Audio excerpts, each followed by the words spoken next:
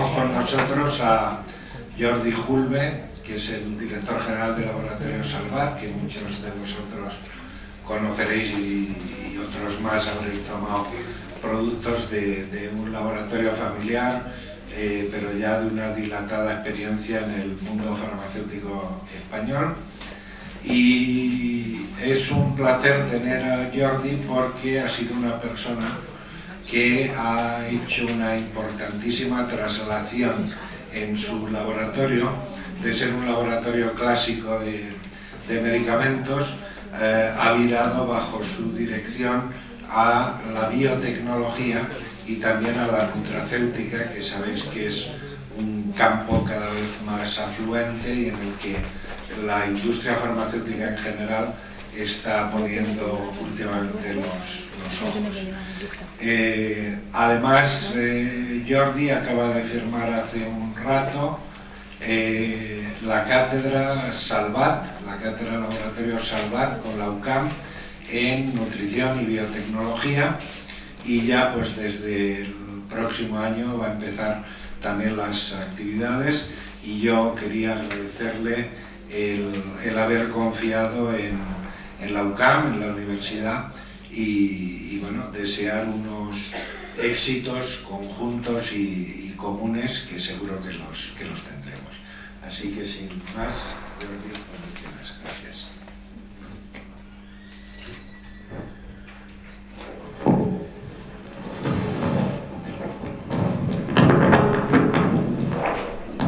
Buenas tardes, muchas gracias, vicerrectora, profesor Morán, profesores, señoras y señores. En primer lugar, las primeras palabras.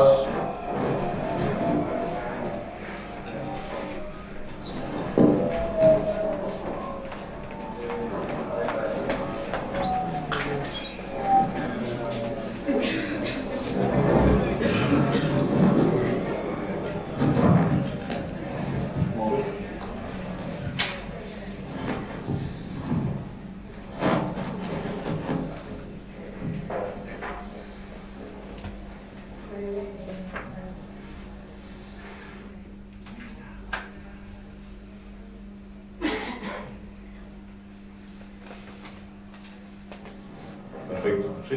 Mejor.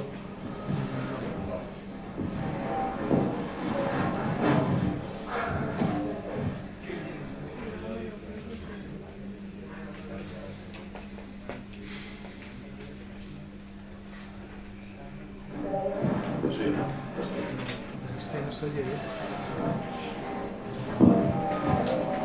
Bueno, mucho hablar de biotecnología y las tecnologías de spacing.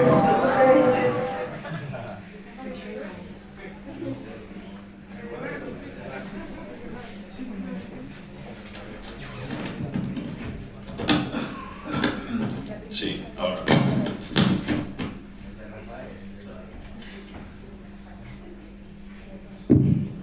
Perfecto, muchas gracias. Como decía, las primeras palabras para agradecer a la Universidad Católica de Murcia la oportunidad que me han dado hoy para dirigirme a todos ustedes.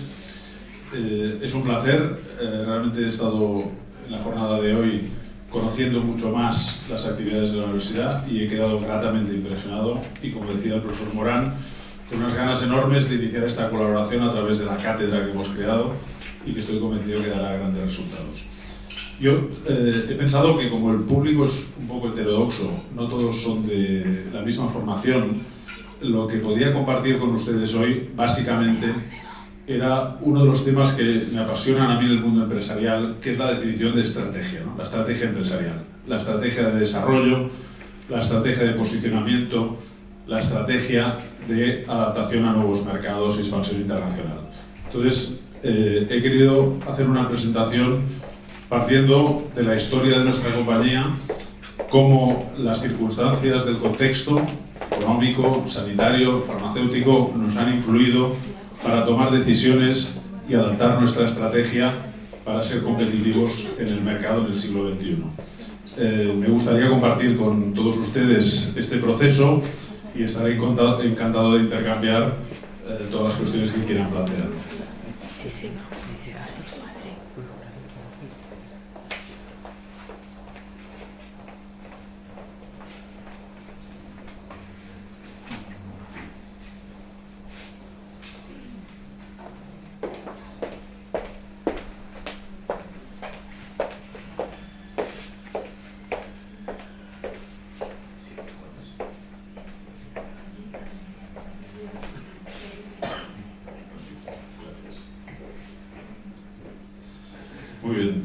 decía, nuestra estrategia, que está basada fundamentalmente en la innovación, tengo que empezar a decir que, como todo lo que se basa en experimental, pues a veces se acierta, ¿no?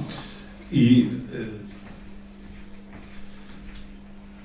un poco para ilustrar este aspecto, me gustaría conectar un pequeño vídeo, a ver si se oye bien. Das hier ist mein das Überlegen lernen.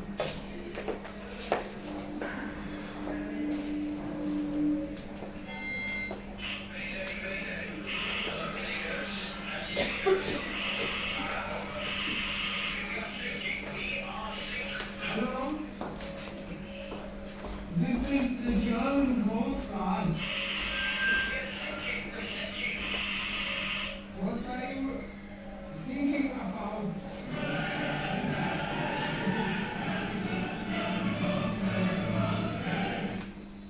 Bueno, en este caso el planteamiento era correcto.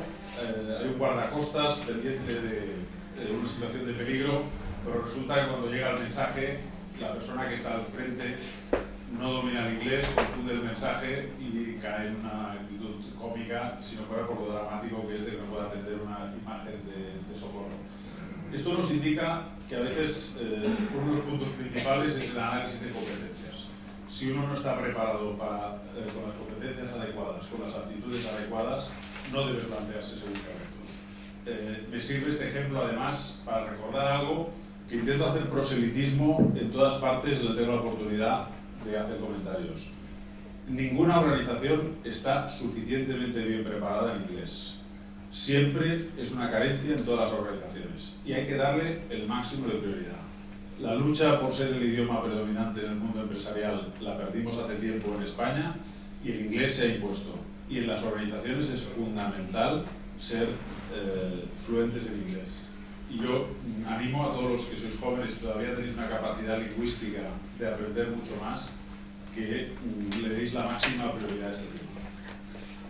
El DNI de nuestra compañía, creada en el año 1955, dedicada a la investigación, fabricación y comercialización de medicamentos, en el principio una compañía independiente, privada, familiar, no cotizada, casi 300 empleados, vendiendo nuestros productos en más de 50 países y una estrategia de negocio basada en la I+D. Nuestra ubicación está en el área de Barcelona, en un triángulo que nos parece muy interesante porque estamos muy cerca del aeropuerto, lo cual nos da esta salida al mundo internacional, pero sobre todo rodeados de universidades y hospitales de primer nivel que son una fuente de inspiración para nuevos productos, muy útil para avanzar en nuestro campo. Nuestra facturación está dividida básicamente en 4 unidades de negocio, productos de prescripción, OTC, exportación, pero me gustaría destacar sobre todo el capítulo de tecnologías de transferencia y licencias, que es más de un tercio, un 36% concretamente este año 2011, y esto significa desarrollos nuestros que hemos transferido a otras compañías para que comercialicen en otros territorios. En esto somos una compañía farmacéutica típica en España, pero es el modelo productivo que se está reclamando desde todas las instancias. Compañías que ayuden a que la balanza de pagos en España mejore. Tengo que recordar aquí que la balanza de pagos en el sector farmacéutico es deficitaria en España como país número 1 en toda la Unión Europea, en la Europa de los 27, con por encima de 2.200 millones de euros de déficit. Esto quiere decir que compramos o importamos muchos más medicamentos de los que somos capaces de exportar. Nuestra compañía contribuye positivamente a la balanza, pero desgraciadamente no lo suficiente. Un poco de publicidad, simplemente nuestras principales marcas, pero para destacar que estamos básicamente en estos campos terapéuticos, en la urología, en digestivo, en otorrino, pediatría y oftalmología. Y en el campo de publicitarios, que luego, explicando un poco más de historias, que veamos el sentido que tiene, y donde estamos básicamente con productos para tratar síntomas graves.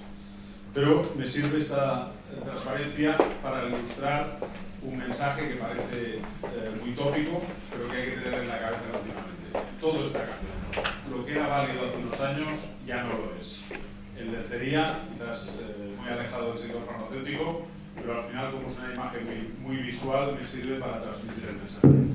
Hay que conocer las necesidades del consumidor, las necesidades del profesional, para ser competitivo en el producto que se aporta. Por lo tanto, hay que hacerse una foto de qué se lleva, hablando de una forma coloquial. Voy a hacer este repaso por la historia de la compañía, también para que se entienda la dificultad de adaptarnos a los requerimientos actuales viniendo de un pasado tan tradicional. La compañía se funda en el año 55, como he dicho antes. En la primera década pues son, como es lógico, los inicios. Aquí está el acta fundacional de la compañía y es la simbiosis entre un emprendedor, un empresario con una intensidad emprendedora, y un investigador del Hospital Clínico de Barcelona, en este caso, experto básicamente en inmunología, que decide crear la empresa para poner sus productos al acceso del profesional sanitario.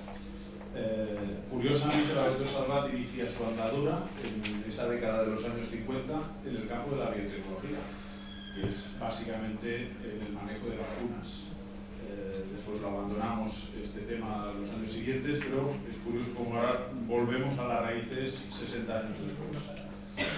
Este fue el primer producto estrella en aquella década, concretamente salió al mercado en el año 58, Salvacolina, un producto antidiarreico, quizás alguno de aquí lo ha tomado, pero te voy a decir que la fórmula en aquella época era adaptada al conocimiento, lógicamente era extracto de opio, más una combinación con antibióticos, etc.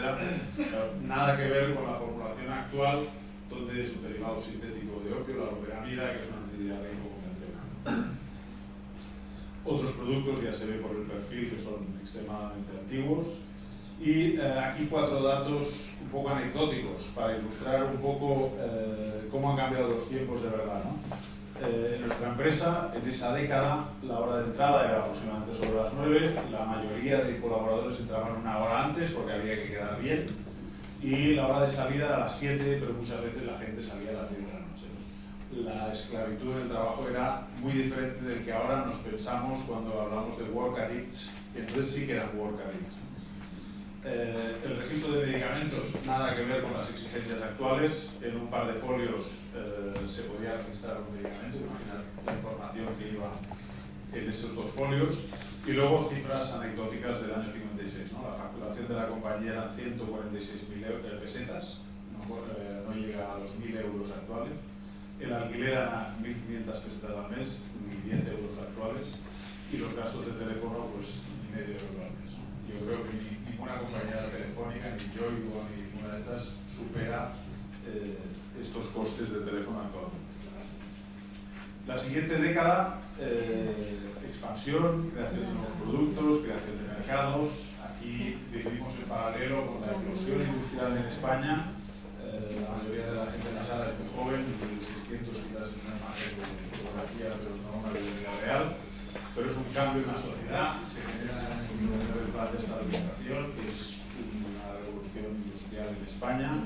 Aparece televisión española, no existía la televisión hasta ese momento.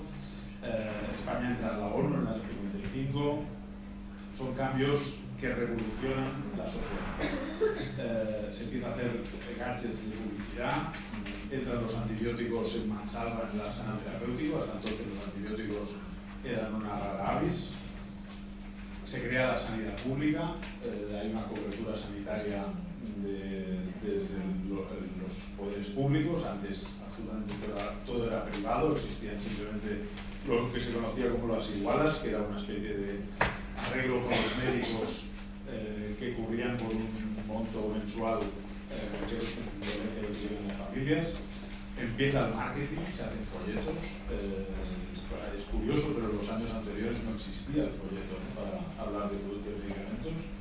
Se automatizan los procesos de receta manual, deja de haber tantas centenares de personas manejando productos, que pasan las máquinas a sustituir. Y entramos en la siguiente década, aquí ya construimos nuestra planta actual. Se crea en el año 77 el Ministerio de Sanidad, entonces era simplemente una Secretaría de Estado del Ministerio de Gobernación. Como saben, se firma en la Constitución Española en el año 78, se ratifica el referéndum.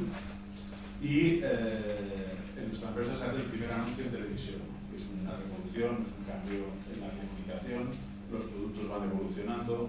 dejan de ser combinaciones para ser productos como fármacos y creamos nuestra división internacional para empezar a abrirnos al mundo, básicamente a Centroamérica, que es donde por el idioma es más fácil a llegar, etcétera, etcétera. Empieza la visita médica. Hasta ese momento no se hacía visita médica. Ahora nos parece increíble, ¿no?, que se pudiera promocionar de la manera los medicamentos, pero no se iba a ver a los médicos. Los médicos nos conocían por revistas, algún congreso, etcétera, pero no había una información dirigida especialmente para ellos. Y aquí se crea pues, esta metodología de llamar al médico, de los informadores médicos, que es como se llaman los delegados que se ocupan de esto.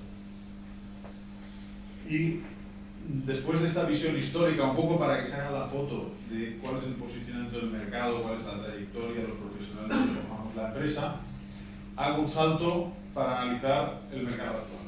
¿Dónde nos encontramos ahora? Bueno, por un lado, un dato que influye en casi todo, que es el aumento de esperanza de vida. Un hacer que ha cambiado drásticamente. Aquí pueden ver, como ya imagino que saben, a la izquierda el caso de los hombres, a la derecha el caso de las mujeres. Hay muchas teorías sobre por qué la esperanza de vida es muy superior en las mujeres, pero no voy a entrar en los chascarrillos habituales. Pero lo que está claro es que durante las últimas 3 décadas no ha parado de aumentar la expectativa de vida cuando uno nace, y esto tiene implicaciones de todo tipo, desde la incidencia de nuevas patologías, la cronicidad de muchas patologías, la necesidad de tratamiento y asistencia por parte de la población durante muchos más años, y al final, detrás de todo esto, ¿quién financia este crecimiento espectacular de necesidades terapéuticas? En el pasado, la definición de salud equivalía claramente a ausencia de enfermedad. Se trataban patologías para que desaparecieran síntomas o orígenes de la enfermedad, y aquí se acababa la misión de los tratamientos. Ha cambiado. En las sociedades occidentales, en las sociedades desarrolladas, salud es equivalente a calidad de vida. Ya no es estar enfermo, sino que es encontrarse bien. Es un concepto mucho más amplio y que incorpora muchas cosas, y como veremos, tiene mucho sentido con muchos de los productos que nosotros desarrollamos actualmente. ¿Cuáles son las tendencias en este mercado actual que comentamos, pues, ligadas sobre todo con aquel aumento de esperanza de vida al nacer? Pues obviamente las enfermedades crónicas aumentan, y esto significa mayor presión sobre los presupuestos sanitarios. Hay mucho mayor control de los pagadores, sea la administración pública, sea una sanidad privada, sea el propio usuario de la sanidad, sobre la libertad de prescripción de los médicos. Hay que controlar que el gasto no se desmande, hay que hacer presión sobre el origen del medicamento. La necesidad de estudios farmacoeconómicos para justificar novedades y el uso generalizado de los resultados basados en el coste-efectividad. Hay que ser eficiente en todo lo que se incorpora al arsenal terapéutico. Todos los gobiernos, en todas partes del mundo, ya no hay distinciones de continentes, todos los gobiernos están empezando a centrarse en la prevención más que en el tratamiento, porque es coste eficiente. Es mucho mejor no ocupar camas de hospital por una patología que el tratamiento una vez uno está ingresado.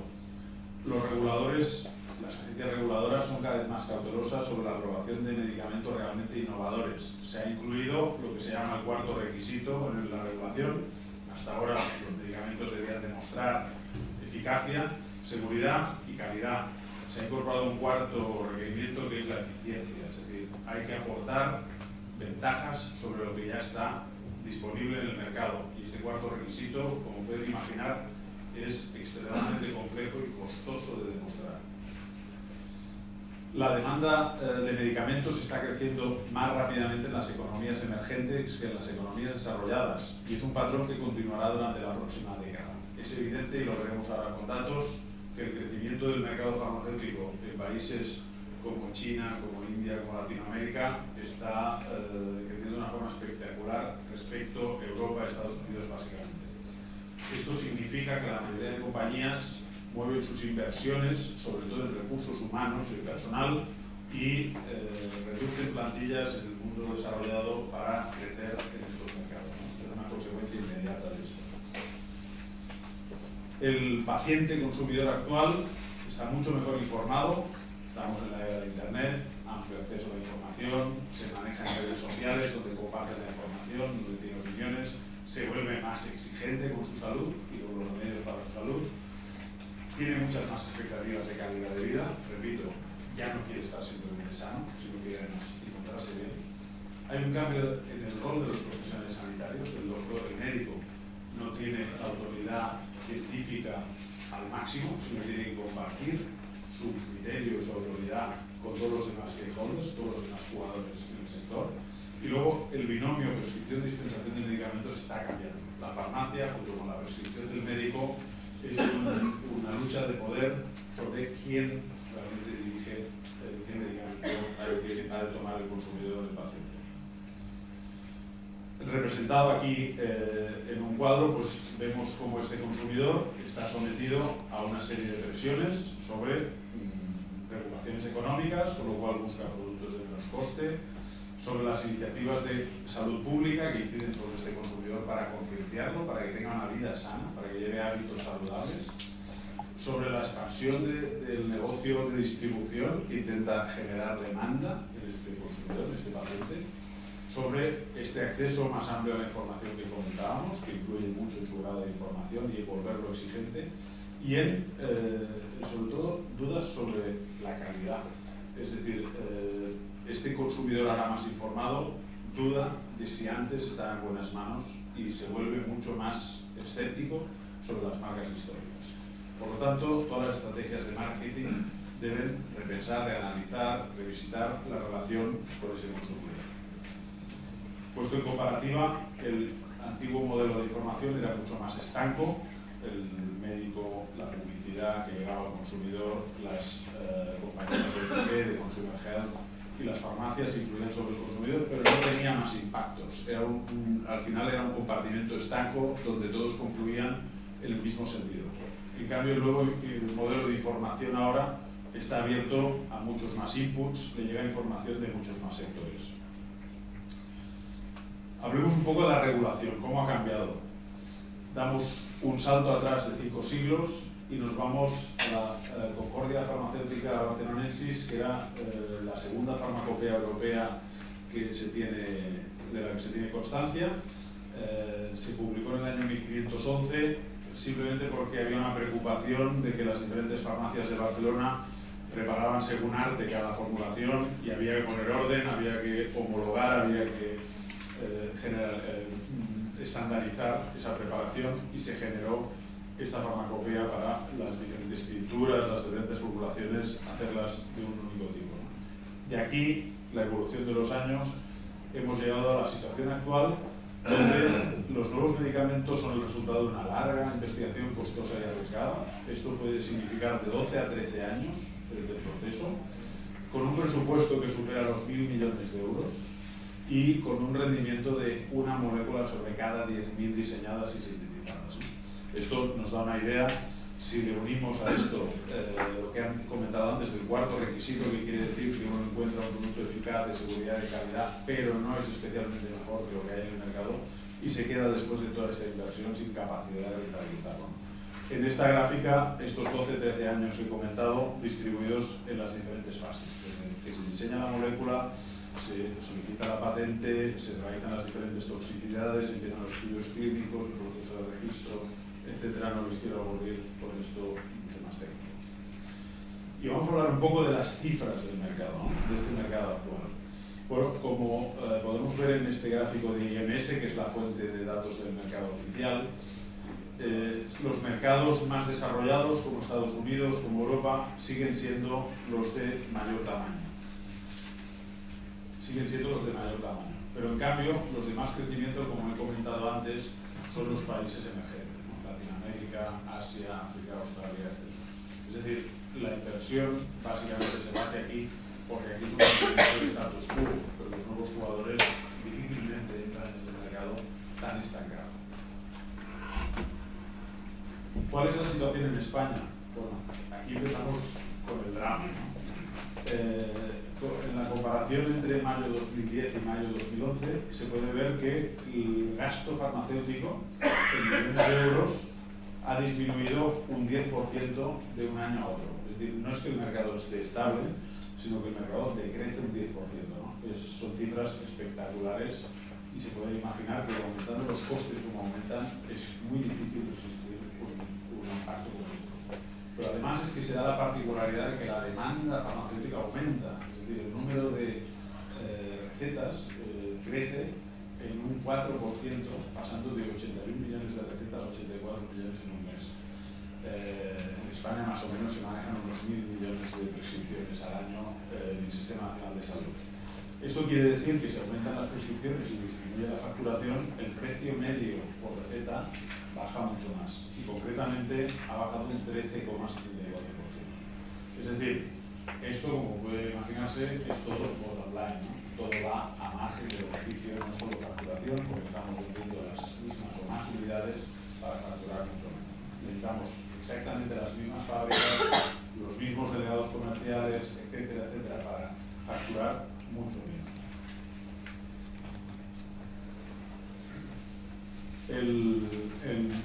Analizado desde el punto de vista de los genéricos, que quizás es uno de los temas de más actualidad, pues vemos cómo en el año 2008-2010 el volumen de unidades ha pasado del 14 al 19% en el mercado de genéricos en España y en valores del 7 al 8%. De todas formas, este dato es confuso porque en España existe una categoría que se llama los branded genéricos, de los genéricos con marca, que están aquí representados, quiere decir los productos que se venden a precio de genérico. Y aquí, que seguramente la estadística más real, sí que nos dice que en valores ya significa prácticamente un 25%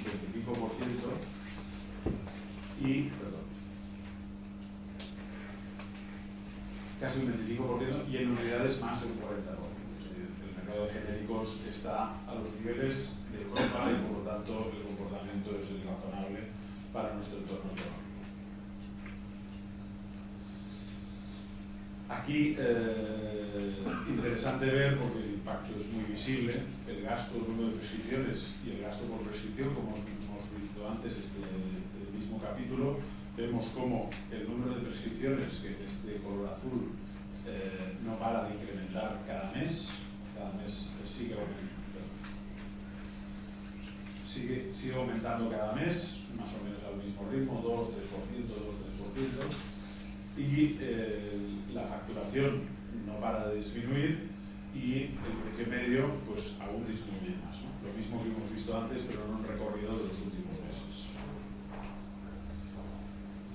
Este es el impacto de los últimos dos decretos del año pasado, 2010, el decreto 4-2010 y el Real Decreto 8-2010.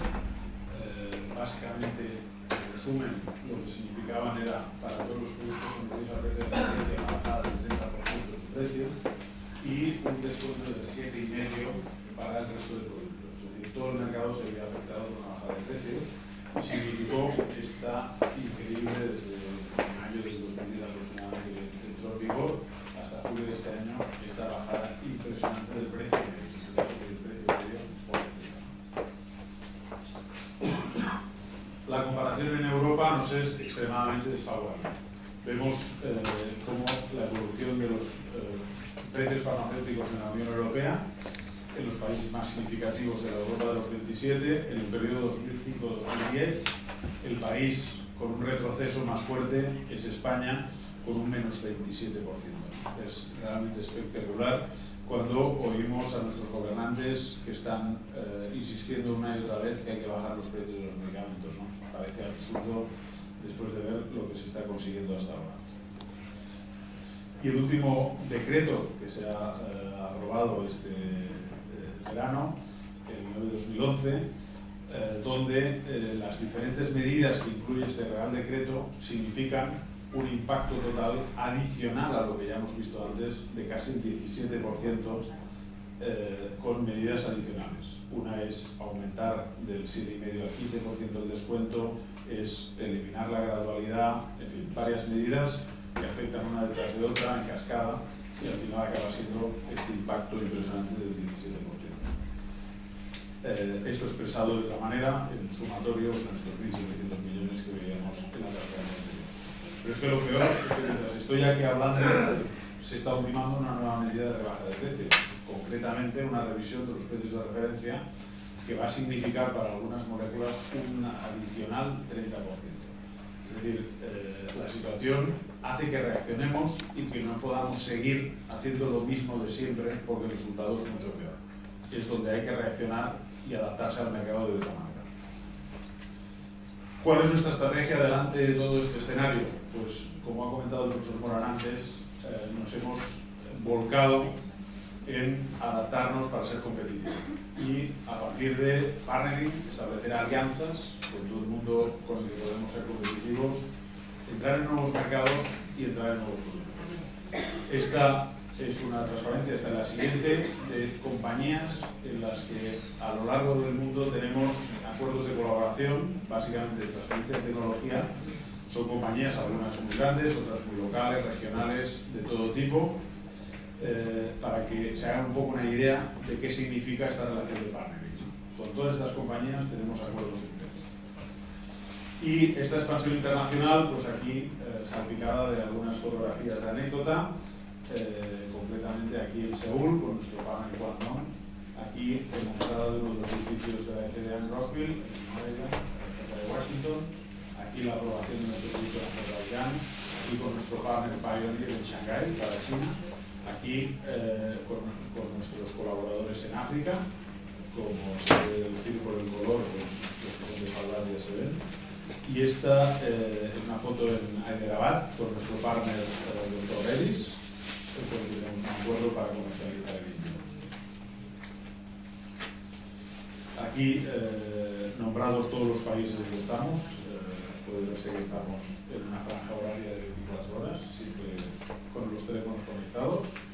Y en el tema de nuevos mercados, una de las decisiones más importantes que se tomó en nuestra compañía es el asalto al mercado de Estados Unidos.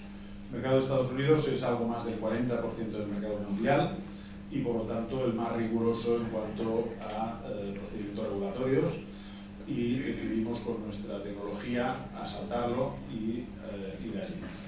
Decidimos para ello utilizar una tecnología muy original que se llama Blow-Fill Seal, que se trata de formar estos viales monodosis, que son estériles, ideales para aplicar gotas ópticas, y conseguimos la aprobación en Estados Unidos en mayo del 2009, con una inversión superior a los 15 millones de dólares. Para una compañía como nosotros, un gran esfuerzo. Esta es la publicidad que hacemos en Estados Unidos, el folleto. La audiencia externa lo ha sacado lo hace sentir como un pez fuera del agua. En cambio, Cetraxal, que es la marca con la que comercializamos, pues ha hecho que el niño americano vuelva a sonreír.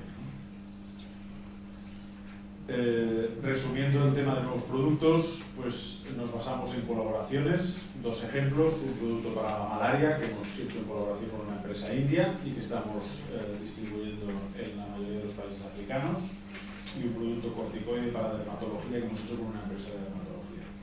La tecnología farmacéutica que he comentado antes, el concepto de monodosis, nuevas entidades químicas, nuevas moléculas, con lo costoso que es, y en biotecnología a través de colaboración con empresas expertas en herramientas biotecnológicas.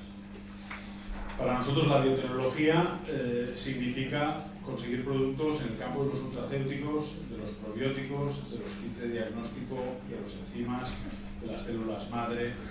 Es un amplio abanico lo que nos significa la biotecnología. Algunos ejemplos de ello. Tenemos un proyecto de regeneración ósea con la compañía Histocell, una compañía experta en el tratamiento de células madre, stem cells. El objetivo es desarrollar un producto que sirva para fracturas óseas muy graves, que no se unen, no solidifican espontáneamente, y para osteonecrosis en casos de cáncer. El procedimiento consiste en extraer células mesenquimales del tejido adiposo y diferenciarlas en osteoblastos en la sala blanca. Y estos osteoblastos diferenciados, al cabo de una semana o dos, se incorporan en un biomaterial osteoinductivo patentado y se vuelven a introducir en el hueso del paciente, el hueso fracturado del paciente, para que genere hueso de nuevo. Aquí están explicadas las cualidades de este proceso. Actualmente estamos llevando los estudios a cabo en animales, concretamente en ovejas, que es el animal adecuado para hacer este tipo de estudios, y el año que viene, si los resultados son buenos, empezaremos a trabajar en hospitales con pacientes. Otro proyecto en biotecnología es el establecimiento de kits de diagnóstico para detección de cáncer. Se basa en un modelo original de detección en geles bidimensionales, encontrar proteínas específicas de diferentes tipos de cáncer y estas proteínas establecerlas en un sistema de chip, en un sistema de kit de diagnóstico para el diagnóstico precoz. Concretamente, este es un proyecto para el diagnóstico del cáncer de vejiga, en colaboración con una empresa llamada Proteómica. Estamos ahora en fase de validación clínica con varios centenares de muestras de pacientes. El cáncer de vejiga es el más común del tracto urinario. La epidemiología en Estados Unidos tiene una prevalencia de 500.000 casos, 56.000 nuevos cada año y provoca 12.000 muertes al año. Por lo tanto, es fundamental detectarlo a tiempo, que tiene una tasa de curación muy alta si se detecta en early stage. Y ahora entramos en el campo de nutracéuticos, que es otra de las ramas a la que nos da acceso nuestro esfuerzo en biotecnología. Y aquí, de entrada, la aproximación, la comunicación del producto totalmente distinta.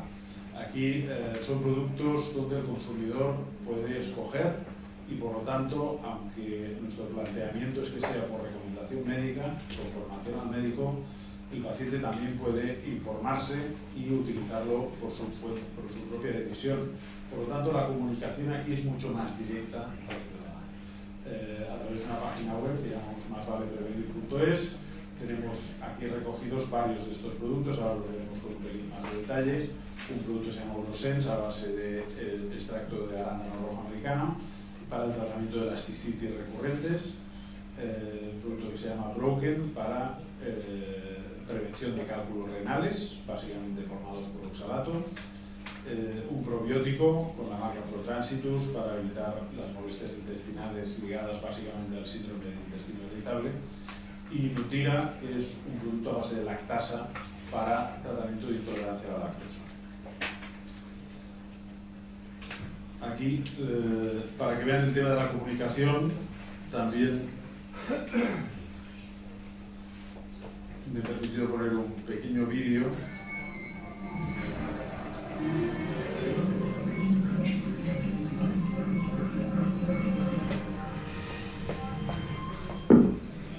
Hay más noticias destacadas, estos son nuestros titulares. Como muchos no saben, alrededor de un tercio de los españoles tienen intolerancia a la lactosa, un trastorno que causa diarrea y dolor de estómago. Los afectados piden más claridad en los etiquetados de los alimentos.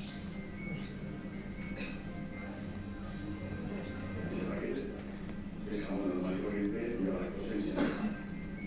Y no me lo creo.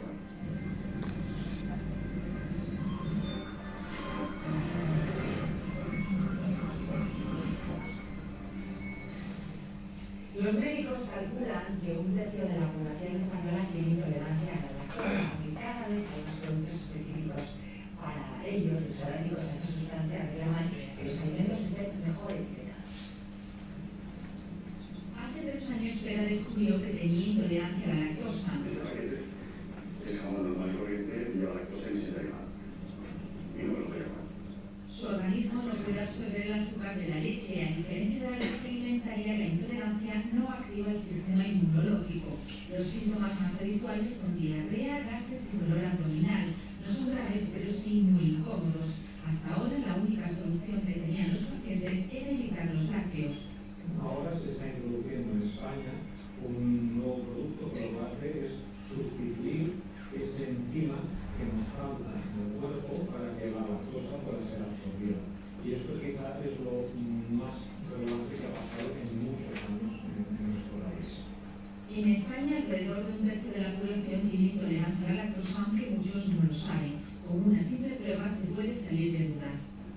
Aguantas 2 o 3 segundos y soplas de una vez, todo seguido. Desde la Asociación de Intolerantes a la Lactosa reclaman más implicación de los médicos y a los fabricantes. Una mayor sensibilidad en el correcto etiquetaje, en la muy clara del contenido o de la lactosa en el producto. Por ley, los alimentos envasados deben incluir la lista de ingredientes, pero es bueno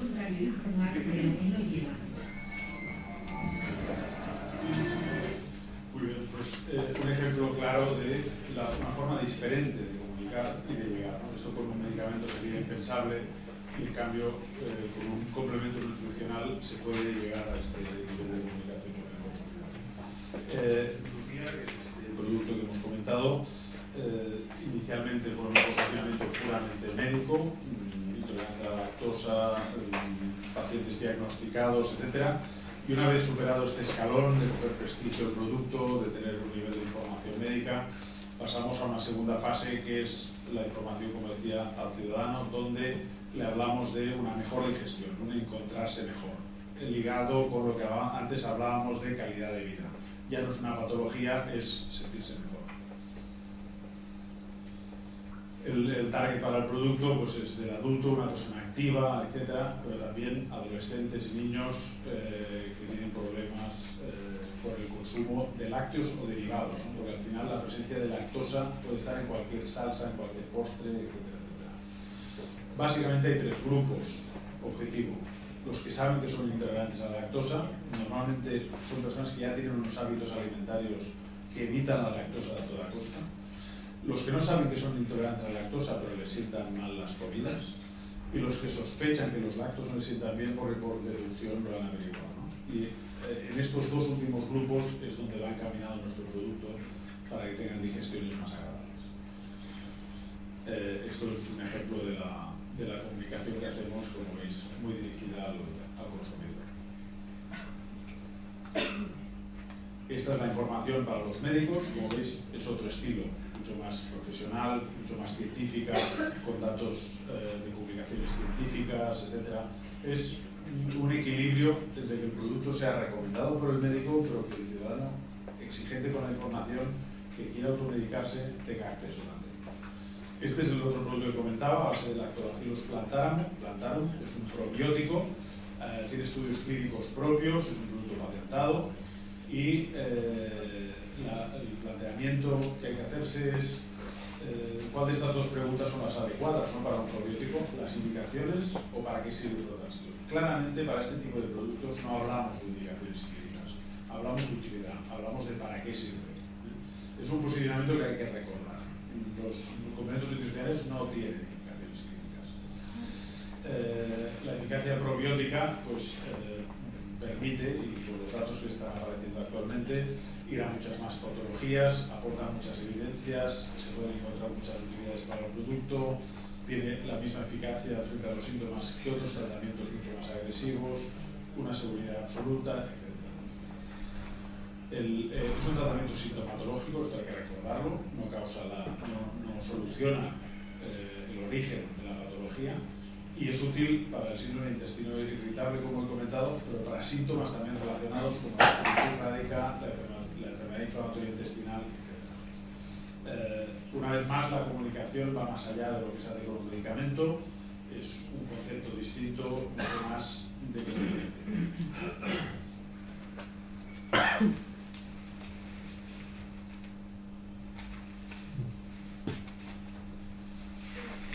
Repetido y comentado, no quiero extenderme mucho más en esto, es básicamente sintomatología. Y una vez más, cuando vamos al médico, la información mucho más científica, basada en estudios, etc. ¿No? Es una aproximación diferente. Publicación de estudios, etc. Formamos parte del Consejo Asesor de la Sociedad Española de Probióticos y Prebióticos, que se y pasamos a otro producto que es el extracto de cranberry, de arándano rojo americano, que es un producto ideal para la prevención de las distinciones repetitivas. Es salud para tus vías urinarias. Una vez más, no son indicaciones clínicas, sino que son utilidades. Un producto es una combinación para tratamiento agudo y otro para tratamiento crónico, que es el arándano solo. Ahora una presentación para adolescentes, con una forma de jarabe. Y un poco repetitivamente lo que he comentado, una comunicación directa al consumidor. Y finalmente otro producto que es un complemento alimentario para oftalmología, es un producto, una combinación de magnesio y ginkgo biloba, que lo que hace es restaurar la circulación y disminuir la presión intraocular y por lo tanto frena la evolución del glaucoma, que como saben es una patología muy preocupante. Aquí y una vez más una información al consumidor, una información al médico para ver la diferencia. Y el último producto que quería comentarles es Broken, es una composición muy original para evitar la formación de cálculos renales que se forman por oxalato. La gente que sufre de piedras y cálculos renales sabe que cualquier prevención mejora mucho la calidad de vida porque es un dolor muy intenso. Y una vez más, información sobre los datos clínicos, sobre los estudios que se han realizado con el producto. Y quería acabar toda esta presentación pues, comentando que todo este desarrollo, toda esta expansión internacional, toda esta innovación solo puede conseguirse trabajando en equipo, con actitud y con gente que tenga ambiciones. Y esta es una foto de Castellers, que es una acción colectiva muy tradicional en Cataluña, y tuve la oportunidad de asistir a la actuación en el pabellón español en Shanghái el año pasado, y por lo tanto me sirve para escenificar este esfuerzo colectivo que nos hace llegar a las metas más insospechadas. Muchas gracias por su atención.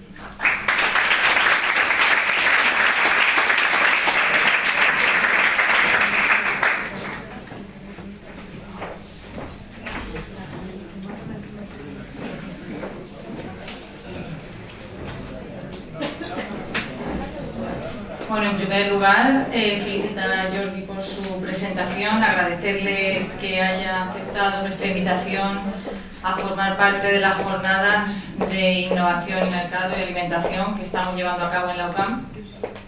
Y bueno, si hay alguna pregunta.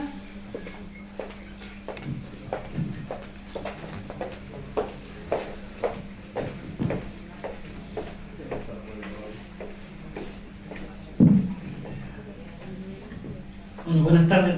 Muchas gracias por la brillantísima exposición, y queda muy clara la historia de la evolución y de la lucha en este terreno. Yo más que preguntar, lo que le quería preguntar es su opinión acerca de algo, quizás una entelequia, ¿no? Usted ha presentado una dicotomía entre lo que es el mundo farmacológico, puramente dicho, y lo que es la transición a la nutracéutica y el concepto de la prevención. Entonces, claro, mezclar el concepto de fármaco preventivo, ¿cree que de alguna manera, por ejemplo, cuando estudiamos algunos temas, yo por ejemplo he trabajado en temas de prevención de Alzheimer, etcétera, etcétera, es difícil establecer cuál es el punto, tanto en edad como en situación física del individuo, para empezar a prevenir, tener biomarcadores, tener ideas que sugieran, que establezcan?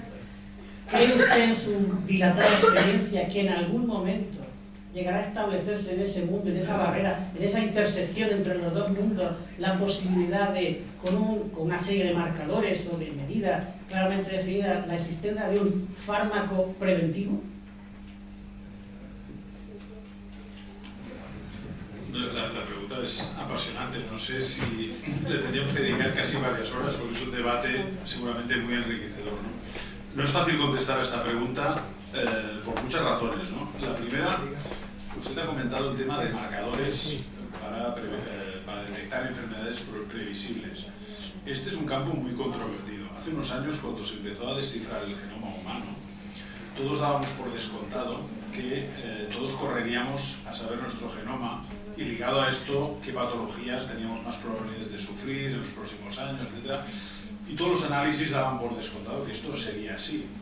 Y esto finalmente no ha pasado, porque yo creo que ninguno de nosotros le apetece que le digan que tiene altas probabilidades de tener un cáncer de colon, que tiene altas probabilidades de tener no sé qué, porque claro, al final sería para ponerse en un convento, ¿no?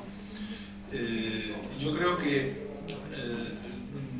las tácticas de prevención muy adaptadas, es decir, cuando uno empieza a tener ligeros síntomas, o tiene unos antecedentes familiares muy contundentes, o tiene una situación de riesgo muy clara, se adoptarán medidas preventivas.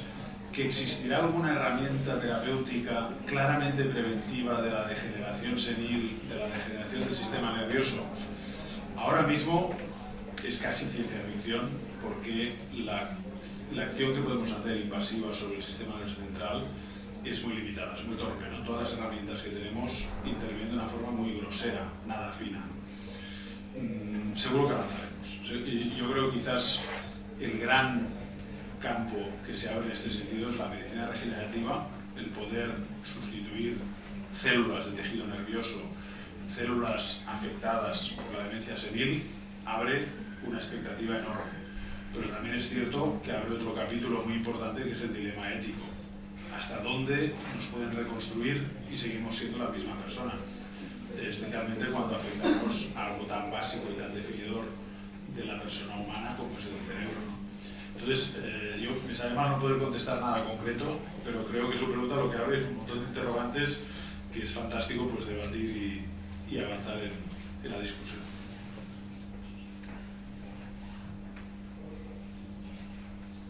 ¿Alguna pregunta más? Bueno, yo solamente una pregunta, una cuestión. Realmente la compañía Salvat, el avance que ha hecho, sobre todo en los últimos años y a nivel de investigación, ¿ha centrado su investigación más dentro de la compañía, con investigadores propios de la compañía, o externalizando la investigación a otros centros que puedan colaborar? Claramente no. Claramente hemos ido básicamente al exterior. O sea, claramente no a lo de basado fundamentalmente en investigadores propios. Por una razón muy sencilla. El conocimiento avanza ahora a una velocidad, como dirían nuestros abuelos, vertiginosa. Es imposible tener una actualización de conocimientos dentro de casa suficientemente competitiva.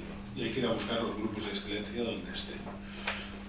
Lo que hay que procurar es tener internamente grupos que sepan gestionar los recursos adecuadamente. Por lo tanto, el project management, la gestión de proyectos, la generación de ideas, puede todavía mantenerse en el interior. Pero lo que es realizar tecnología, llevar a cabo proyectos novedosos, claramente hay que hacerlo con alianzas y hay que buscar la excelencia donde esté.